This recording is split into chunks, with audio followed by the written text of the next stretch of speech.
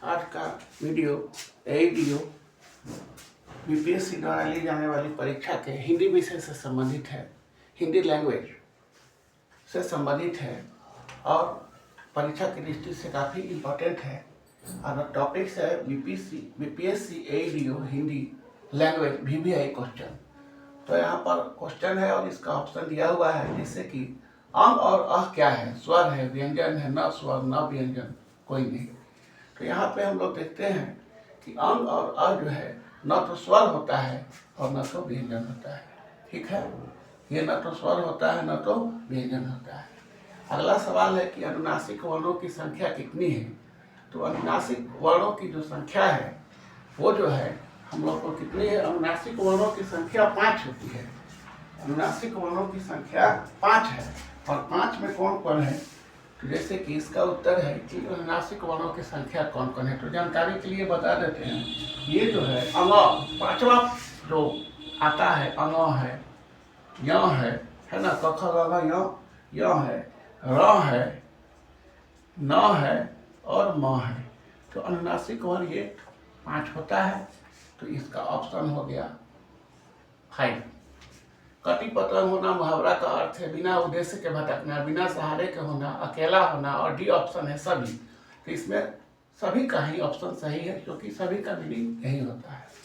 प्रकृति के सुकुमार कवि कहलाते हैं। प्रकृति के सुकुमार कवि पंत को कहा जाता है, सुमित्रानंद पंत को। ये ऑप्शन भी है। दिनकर के जो है जन्म का जिला क्या है। तो दिनकर के जन्म का जो जिला है वो है बेगूसराय।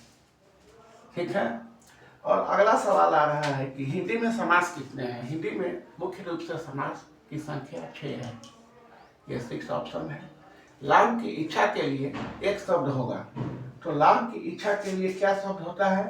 तो लाभ की इच्छा के लिए लाभेच्छा। लाभ की इच्छा के लिए एक शब्द है लिप्सा। लाभेच्छा नहीं होता है, लिप्सा होता है। तो लिप्सा माने होता है लाभ की इच्छा।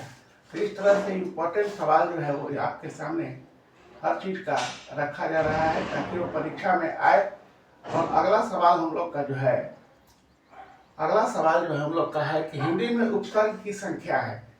तो हिंदी में उपसर्ग की जो संख्या है ये हम लोग को एग्जैक्ट बुक में कितने दिया है ये हम लोग को देखना पड़ेगा। कि इसमें उपसर्ग की संख्या है 10। उपसर्ग की संख्या 10 होती है। व्याकरण के मानक पुस्तकों में ये 10 लिखा हुआ है। आशीर्वाद का संधि विच्छेद क्या होगा। तो आशीर्वाद का संधि विच्छेद होगा आपको आशी प्लस वाद। ये ऑप्शन है ए। कटवाना कौन सी क्रिया है, प्रेरणा क्रिया, सकर्मक क्रिया, प्रेरणार्थक क्रिया। तो कटवाना किसी से दूसरे से काम करवाया जाए तो उसमें प्रेरणार्थक क्रिया होती है। ऑप्शन है सी। कौन सी एकमात्र नदी पुल्लिंग है। सभी नदी जो है वो स्त्रीलिंग है, लेकिन एक नदी ब्रह्मपुत्र जो है वो पुल्लिंग है, वही इसका आंसर है। संधि का विपरीतार्थक क्या होगा। तो संधि का विपरीतार्थक जो होता है वो विग्रह होता है। संधि मतलब जोड़ना, विग्रह मतलब होता है तोड़ना। बाकी जो आंसर है वो इसका दूसरा चीज अलग मीनिंग में दिया हुआ है। तो इस तरह से बीपीएससी एडीओ के परीक्षा के हिंदी विषय को, हिंदी लैंग्वेज के विषय को आपके सामने रखा गया। धन्यवाद।